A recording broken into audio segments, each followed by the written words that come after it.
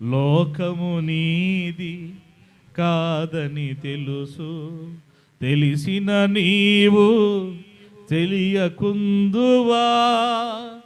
రేపు ఎనడి రోజున యందు, రేపు ఎనడి రోజున యందు మరణము సంధించగా మోక్ష మార్గము ఇక లేదుగా. ప్రియుడా పాపిగానే జీవింతు, పాపమునందే మరణింతువా? ప్రియుడా పాపిగానే జీవింతువా?